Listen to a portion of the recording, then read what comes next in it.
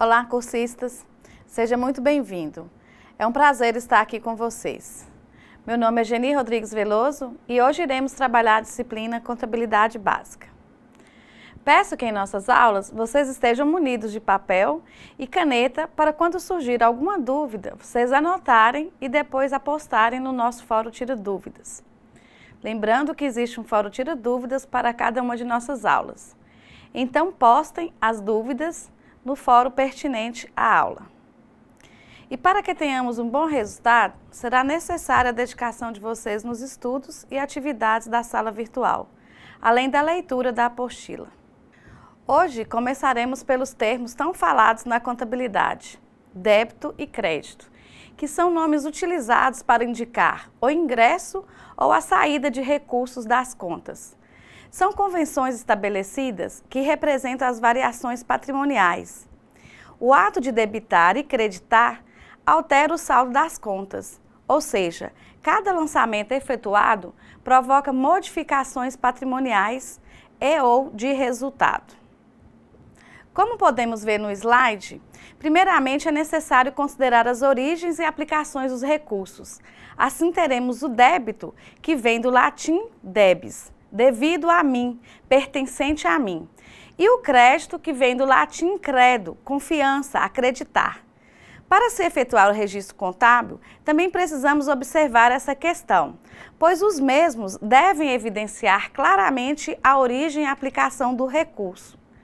É preciso, então, entender que a origem dos recursos são os créditos e os destinos são os débitos. O registro contábil é baseado nisso, na questão destino e origem de recursos. O débito corresponde à aplicação do valor à destinação do recurso ou onde o dinheiro foi investido. E o crédito corresponde à origem do valor, à fonte do dinheiro ou de onde são conseguidos recursos para a empresa. Então, fazendo um exercício aí sobre a origem e aplicação de recursos, nós temos que a origem é o crédito, a aplicação é o débito. A origem, no nosso primeiro exemplo, compra de imóvel à vista, é a conta caixa, é de onde está vindo o dinheiro. E a aplicação, a conta imóvel. Então, o lançamento contábil, nós vamos ter um crédito na conta caixa, representando a origem do recurso, e a aplicação na conta imóvel, representando o débito, né, do recurso. Pagamento em espécie a fornecedor. Nós temos como origem a conta caixa. Teremos um crédito na conta caixa, a origem do recurso, para pagar o fornecedor. E nós teremos um débito na conta fornecedores. É a redução da conta fornecedores, significando que o recurso foi aplicado no fornecedor. E temos o recebimento de financiamento. Então, o financiamento é a origem do recurso, é uma dívida que a empresa está adquirindo nesse momento. E será aplicado na conta caixa. Então, nós teremos um crédito na conta financiamento, que é um aumento da dívida lá no passivo, e teremos um aumento na conta caixa com um débito, significando a aplicação do recurso. Uma forma de melhor visualizar os lançamentos contábeis é através dos razonetes, ou conta em T, didaticamente utilizado para a explicação dos lançamentos na contabilidade. O razonete é um gráfico em forma de T, onde acima estará o nome da conta, do lado esquerdo serão feitos os lançamentos a débito e do lado direito serão feitos os lançamentos a crédito. A representação gráfica do razonete, então, nome da conta, débito e crédito. Essas contas, elas são patrimoniais e contas de resultado. As contas movimentadas no razonete, então, são patrimoniais e de resultado. Que nós já sabemos que as contas patrimoniais são a conta do passivo e do ativo e do PL, e as contas de resultado são as contas de receita, contas de custo e despesa. Então, nós temos uma explicação aí no razão, onde a conta do ativo, se eu faço um lançamento a débito, eu estou aumentando a minha conta do ativo. Se eu faço um lançamento a crédito, eu estou reduzindo. As contas do passivo e do PL, se eu faço um lançamento a débito, eu vou diminuir o meu passivo ou PL, e se eu faço um lançamento a crédito, eu vou aumentar o meu passivo ou PL. Nas contas de resultado, a conta de receita, se eu faço um lançamento a débito, eu tenho uma redução na conta de receita, e se eu faço um lançamento a crédito, eu tenho um aumento. Ao contrário, as contas de custo e despesa, se eu faço um lançamento a débito, eu tenho um aumento, e se eu faço um lançamento a crédito, eu tenho uma redução. Então, lançar qualquer valor no lado esquerdo de um razonete é debitar. Lançar qualquer valor no lado direito de um razonete é creditar. Daí a configuração dos verbos debitar e creditar. Efetuando os lançamentos nas contas patrimoniais, é importante saber que o ativo representa as aplicações de recurso, por isso que quando o ativo sofre aumento, acontecerá lançamentos a débito, sendo reduzido com crédito. O passivo, que representa as origens de recurso, é o contrário do ativo. Nesse caso, ao aumentar as dívidas, faremos um lançamento a crédito. E quando ocorrer a quitação, acontecerá um débito, reduzindo tal conta. A movimentação das contas de resultado no razonete acontece da seguinte forma. Teremos crédito nas contas de receita, que representa as origens de recursos, ou a entrada de dinheiro de recurso, e as despesas e custos, que são as aplicações, serão aumentadas quando debitadas. Significa o quê? Aumento de dívida ou aumento de saída de recursos. No livro didático que se encontra postado na sala virtual, temos alguns exemplos de lançamentos que foram efetuados com balanços sucessivos, sendo apresentado o saldo das contas após cada movimentação. Vamos praticar usando valores fictícios? Temos então 4 lançamentos a serem feitos. Primeiro, os sócios reúnem 30 mil em dinheiro para investir na empresa. É o que chamamos de capital social, ou seja, a origem do dinheiro veio dos sócios e esse dinheiro vai entrar no caixa da empresa. Graficamente, teremos um débito na conta caixa, o ativo, que representa a aplicação dos recursos, e um crédito na conta capital social, PL, sendo a origem dos recursos. Fazendo um balanço nesse momento, teremos o ativo, conta caixa, 30 mil, e teremos o capital social, o PL, 30 mil. Ao passar para a segunda movimentação, temos item 2. A empresa utilizou 10 mil do dinheiro que estava no caixa para comprar móveis. Então, nós teremos uma saída de recurso do caixa, teremos um crédito no valor de 10 mil na conta caixa, e esse recurso foi aplicado na aquisição do móvel, que é 10 mil a débito da conta móvel. No item 3 temos, a empresa comprou do fornecedor uma mercadoria no valor de 5 mil para revender a prazo. Então, como que fica esse lançamento? Nós teremos um aumento na conta estoque de mercadoria, referente a essa aquisição, que é a aplicação do recurso. Então, nós temos um débito na conta estoque de mercadorias no valor de 5 mil. E temos um crédito na conta de fornecedores, é a dívida, é a origem do recurso, no valor também de 5 mil. E o item 4, a empresa resolveu pagar para o fornecedor R$2.000 em virtude da compra de mercadoria feita anteriormente. Nesse caso, a origem do recurso foi do caixa. Então, teremos um crédito reduzindo a conta caixa e a aplicação desse recurso foi em fornecedores. Então, teremos um débito reduzindo a conta de fornecedores. Depois, nós podemos fazer o encerramento desses saldos da seguinte forma. Capital social, nós teremos o saldo de 30 mil, que é lá do PL no balanço patrimonial. Nós teremos no ativo as 3 contas, móveis, estoque de mercadoria e caixa, e teremos no passivo, obrigações dos fornecedores.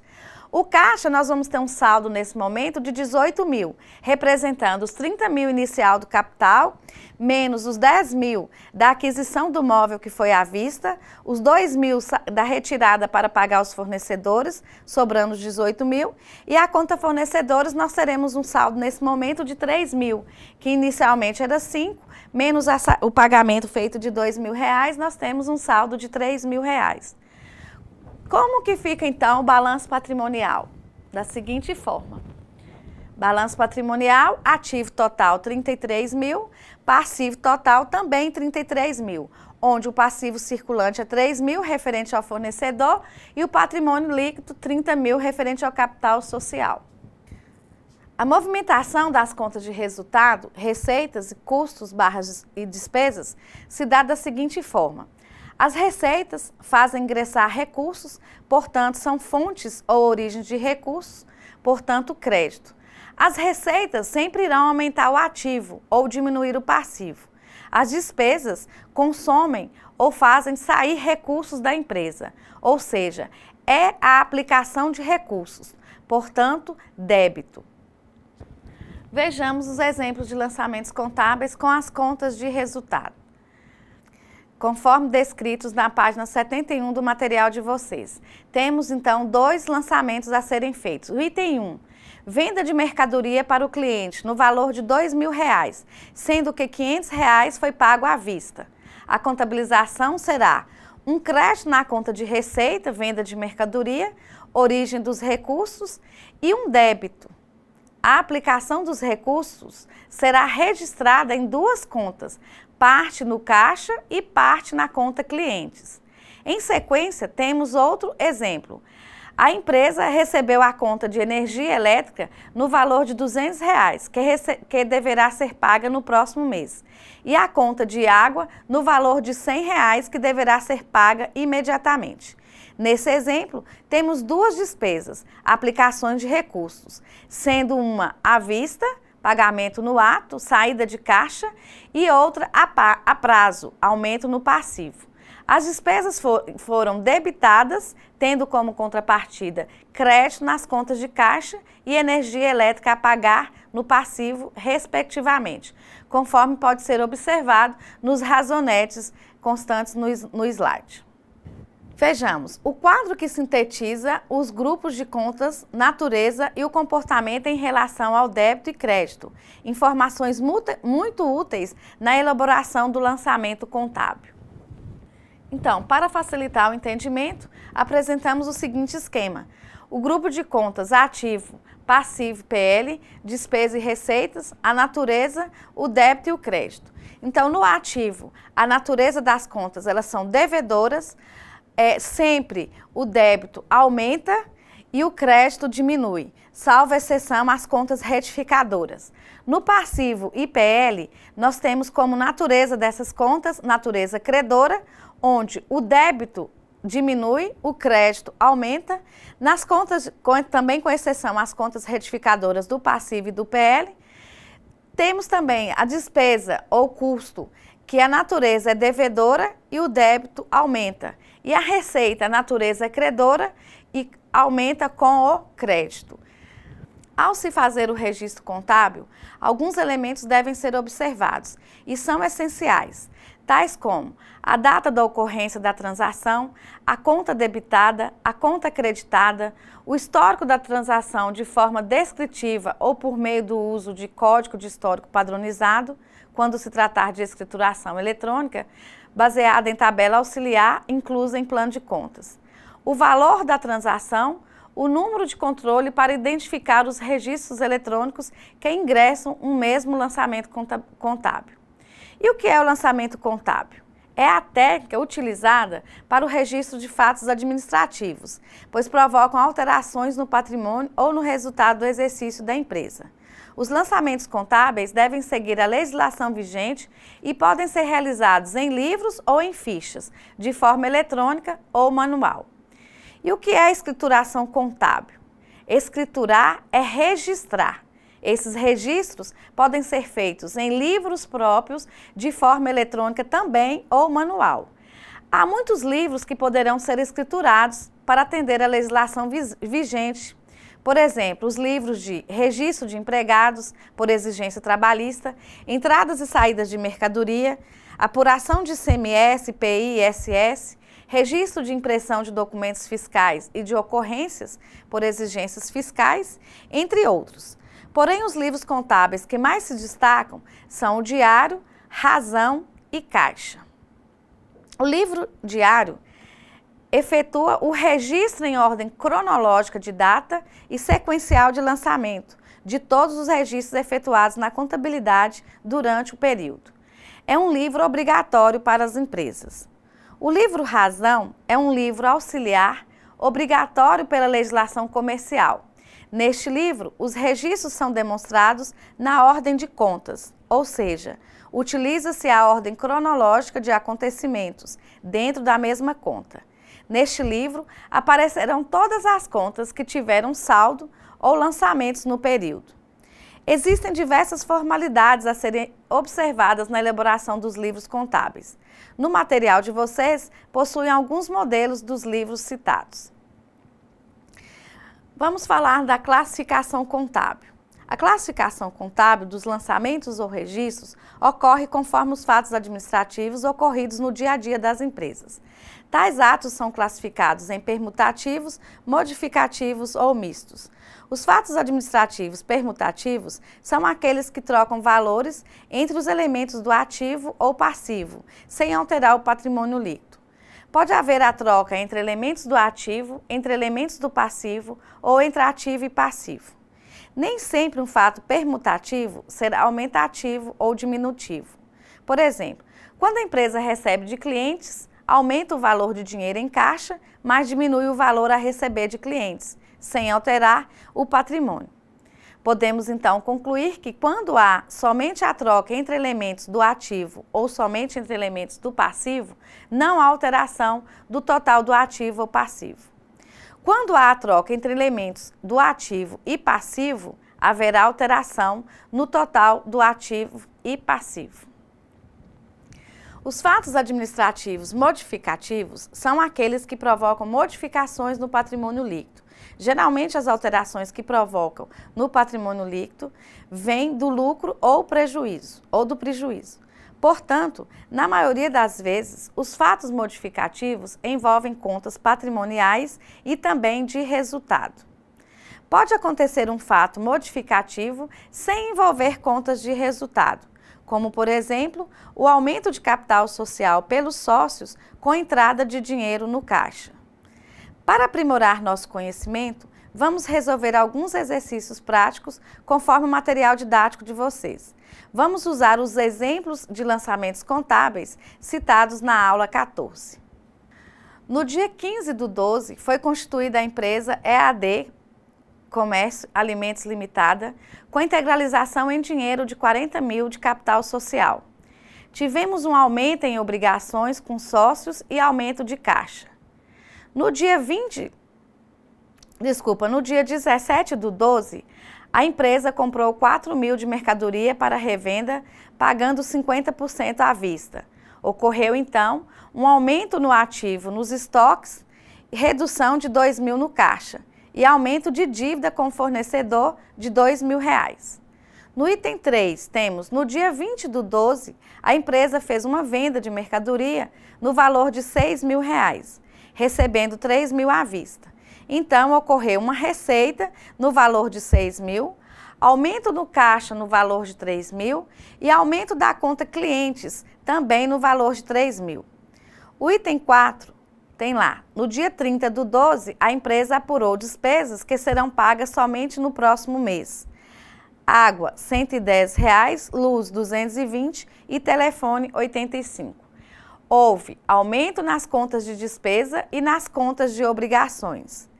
No item 5, nós temos, no dia 31/12, foi feita a contagem de estoque e o saldo final encontrado foi de R$ 400. Anteriormente, tínhamos um saldo na conta de estoques, o valor de 4 mil. Aconteceu uma venda conforme o item 3. Então, temos que dar baixa no estoque das mercadorias. Como a contagem após a venda foi de R$ 400, significa que a saída, então, foi de R$ 3.600, ou seja, o custo da mercadoria vendida foi R$ 3.600. Se efetuarmos o encerramento das contas de resultado para apurar o lucro, encontraremos o valor de R$ 1.985, que corresponde à diferença entre a receita de vendas e as despesas e custos do período. Ainda, se fizermos o balanço, encontraremos o valor de R$ 44.400, referente ao ativo. Chama atenção em relação ao material onde houve um erro, não foi computado a saída no caixa do valor de R$ 2.000, conforme o item 2. O total das dívidas com terceiros é de 2.415 e o PL 41.985. Então, teremos os seguintes razonetes. Contas do ativo, conta caixa, estoque de mercadoria e cliente, contas do passivo, capital social, fornecedor, água a pagar, que é aquela água lá que seria paga no mês seguinte, energia elétrica a pagar, telefone a pagar. As contas de receita e despesa são vendas de mercadoria, receita de 6.000, a água, despesa com água 110, energia elétrica 220, telefone 85. Temos o CMV, que é o custo da mercadoria 3.600, o lucro do exercício 1.985. Existem dois sistemas para cálculo do saldo de estoque e do custo da mercadoria vendida. O primeiro sistema é o do controle permanente de estoque, sendo que uma mercadoria entra no estoque ou é vendida e sai do estoque. O registro é feito no mesmo momento, por isso o nome de controle permanente do estoque. O segundo sistema é controle periódico de estoque, é quando a empresa faz a contagem de estoque no final do período, por isso o nome de controle periódico de estoque, cuja fórmula para cálculo é CMV igual estoque inicial mais compras menos estoque final. Então, conforme os dados do nosso exercício, nós tínhamos estoque inicial 0, compras 4.000, menos R$400 de estoque final, nós apuramos um CMV de 3.600. Relembrando o esquema de apuração do resultado, o encerramento das contas de resultado é feito através do ARE, apuração do resultado do exercício, que é uma conta transitória e também é zerada, sendo o seu saldo transferido para o PL, para que se comece um novo período contábil. Vale ressaltar que as contas de resultado sempre iniciarão sem saldo anterior. Então, temos a apuração do resultado, o esquema de contabilização, conforme o exercício mencionado anteriormente.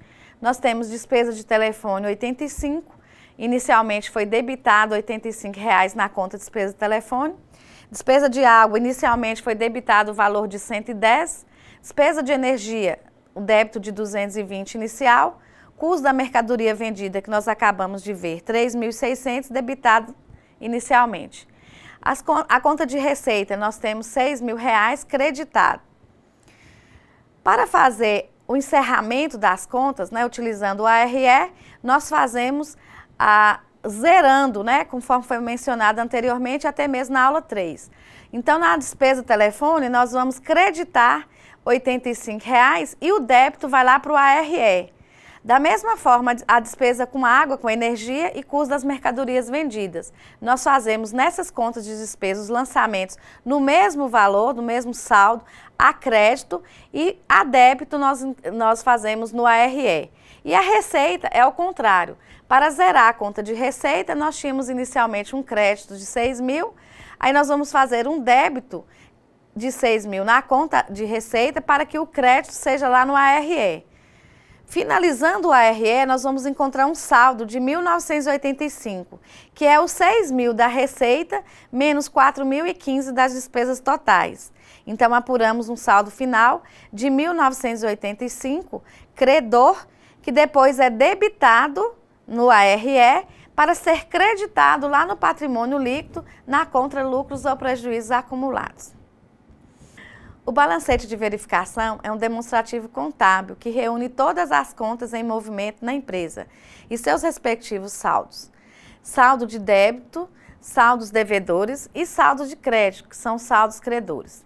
Através do balancete, é possível chegar a vários resultados importantes para a contabilidade de uma empresa, num dado período de tempo, bem como elaborar outros demonstrativos contábeis importantes, como, por exemplo, a demonstração do resultado do exercício e o balanço patrimonial. O balancete, então, é a relação de contas extraídas do livro Razão, dos razonetes da empresa, ou seja, é o conjunto de todas as contas patrimoniais e de resultado dos razonetes com seus respectivos saldos finais. O saldo de cada conta é representado de acordo com sua natureza, devedora ou credora, e não apenas de acordo com o grupo a que pertence.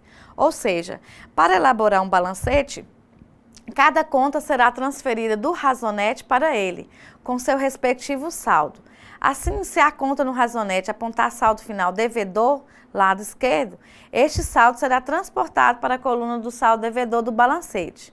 Se a conta apresentar no razonete saldo final credor, lado direito, este saldo será transportado para a coluna do saldo credor do balancete.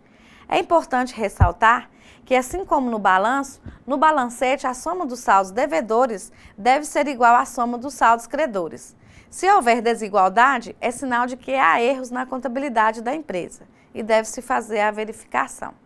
Por isso, o nome balancete de verificação. Há várias maneiras de se apresentar um balancete. Em todos eles, deve existir o cabeçalho, onde se indica o nome da empresa e a data do balancete. É possível representá-lo com os saldos iniciais de cada conta, devedor ou credor, e com os respectivos movimentos no período, débitos e créditos, ou simplesmente com os saldos finais das contas, devedoras e credoras. Este último caso é o mais comum e também o mais prático. Então, gente, o esquema para apuração do resultado no nosso exercício, nós temos lá a despesa de telefone, que inicialmente era R$ 85,00, nós debitamos R$ 85,00 no razão, na conta, no razonete. A despesa com água, R$ 110,00, também inicialmente debitada.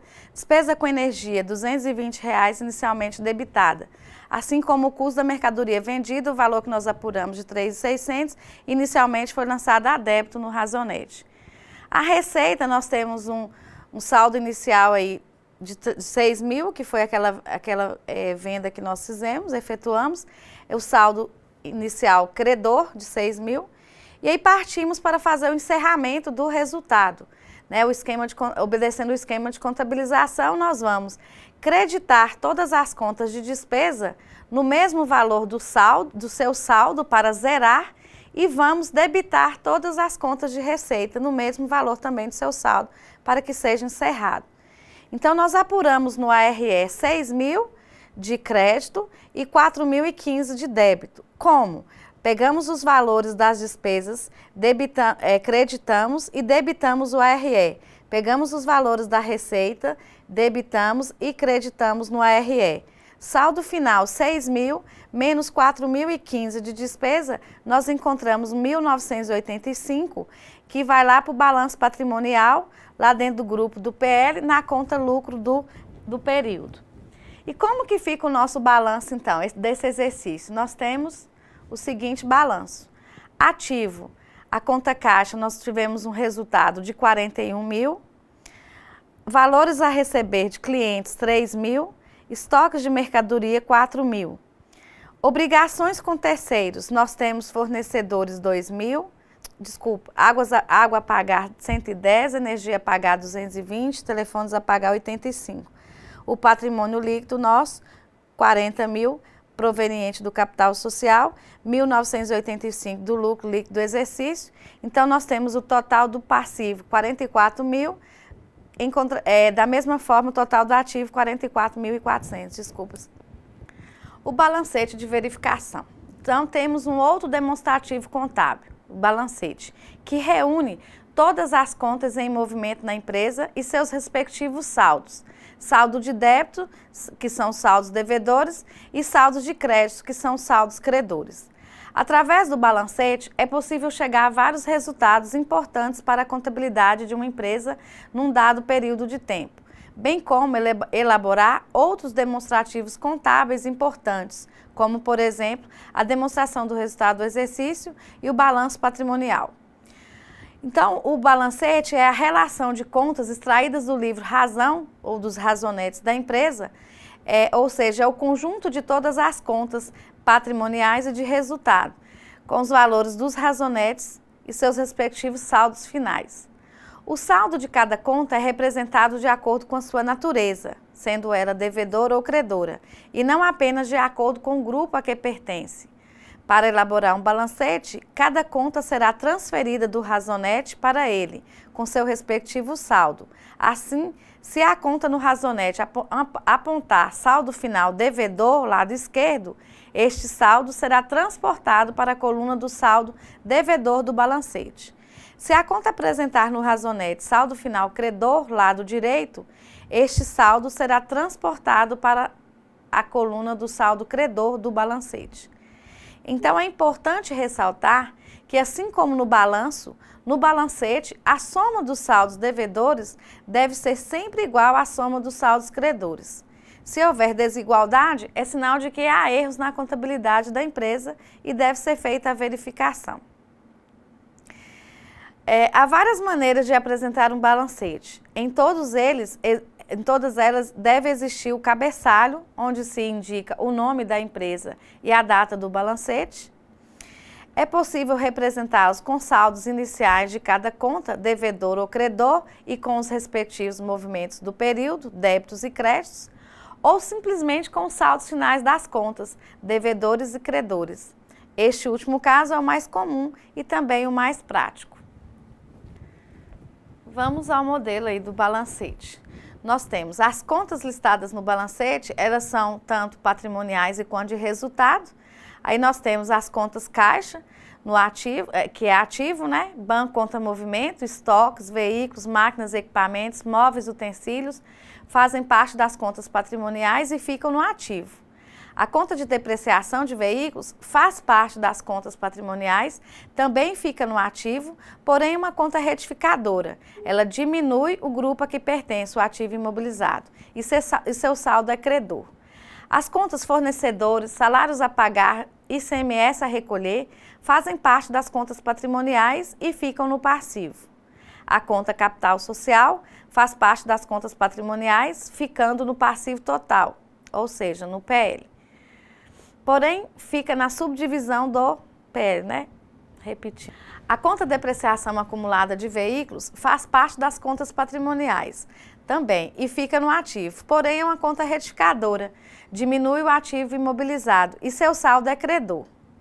As contas fornecedores, salários a pagar e ICMS a recolher fazem parte das contas patrimoniais e ficam no passivo, obrigações com terceiros.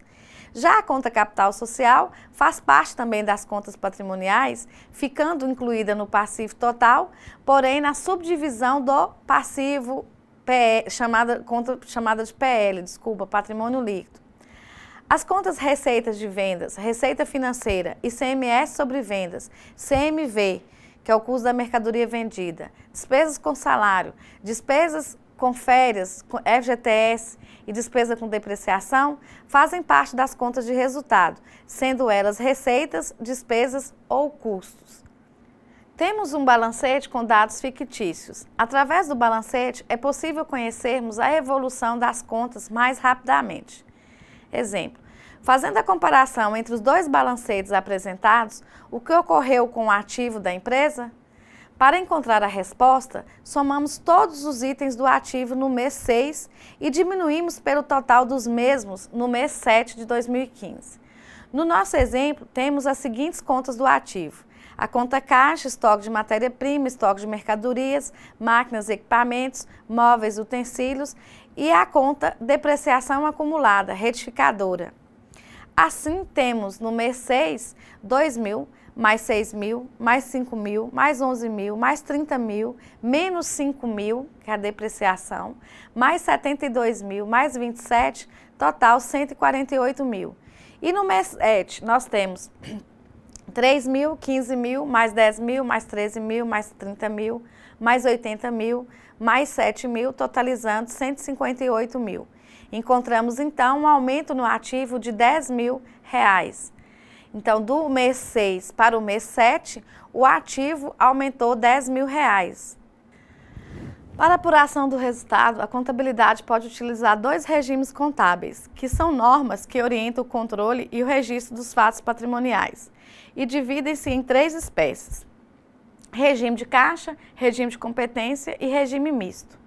O regime de caixa é o regime contábil que apropria as receitas e despesas no período de seu recebimento ou pagamento, respectivamente, independentemente do momento em que são realizadas. A regra geral é a seguinte: a despesa só é considerada despesa incorrida quando for paga, independente do momento que esta foi realizada. O que considera aqui é o momento que foi paga. A receita só é considerada receita ganha quando for recebida, independente do momento que esta foi realizada. O que considera aqui é o momento que foi recebida.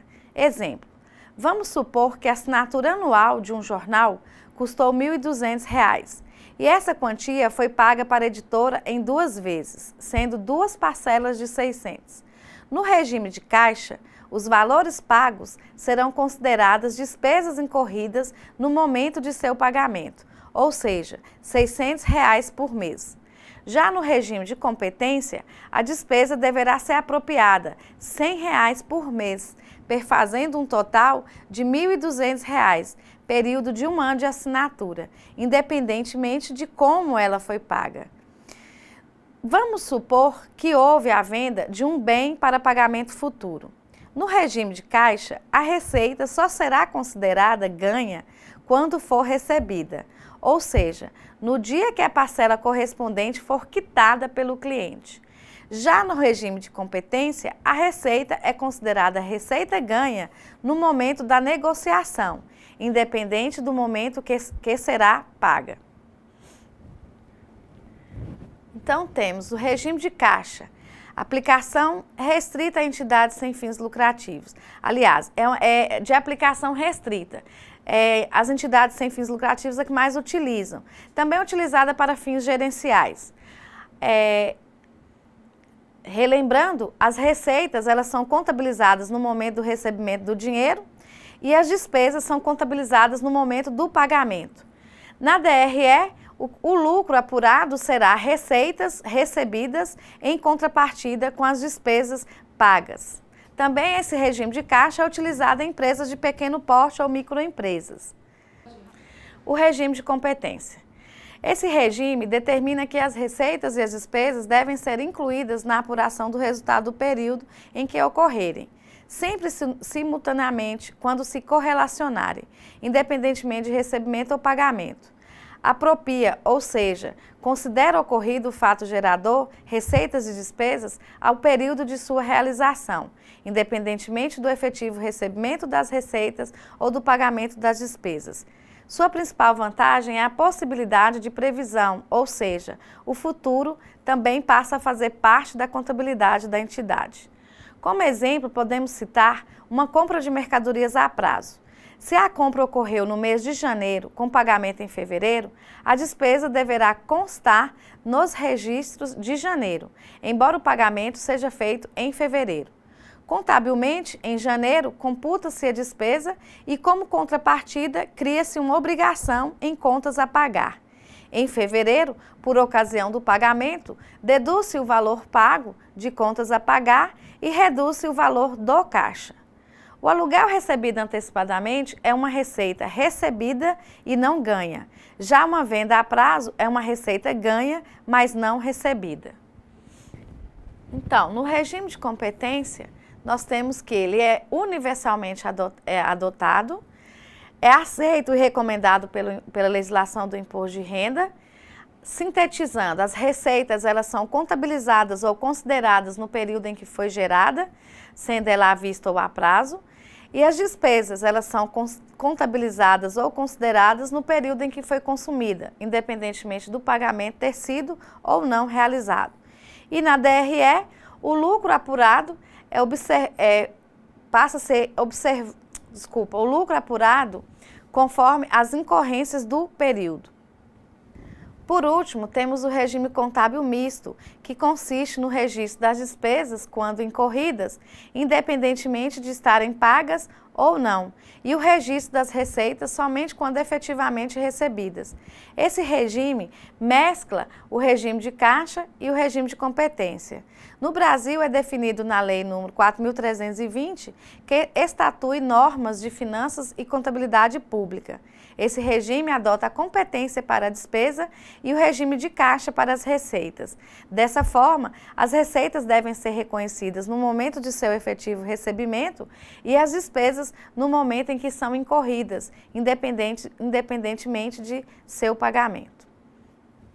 Iremos trabalhar mais o regime de caixa e o regime de competência. Então, temos aqui um slide com um exercício para a gente fazer. Fazendo a comparação entre o regime de competência e o regime de caixa, vamos a um exemplo prático. A empresa vendeu R$60 mil em um período, tendo como despesas e custos, nesse mesmo período, o montante de R$20 mil. Recebeu, nesse mesmo período também, valores referentes a períodos anteriores, o valor de R$50 mil e pagou o valor total de R$35 mil. Então, os resultados pelos regimes de competência e caixa foram, respectivamente, no regime de competência, nós vamos ter uma apuração de R$40 mil como resultado, e se formos trabalhar com o regime de caixa, teremos um resultado de R$15 mil teremos um lucro de R$15 mil. O slide ficou negativo, entre parênteses, mas desculpa, está errado. Então, receitas, competência, 60 mil, que foi o valor vendido, independente de quanto será pago. As despesas, 20 mil, que foi o montante de despesas consumidas no período. Competência, o saldo, o resultado é 40 mil, 60 menos 20. No regime de caixa, nós tivemos então que essa empresa, nesse período, ela recebeu R$50 mil, houve uma entrada de caixa somente de R$50 mil, mesmo tendo faturado 60 no mês, né? Mas recebeu 50, que inclusive era de períodos anteriores, e teve como pagamento ou saída de caixa R$35 mil.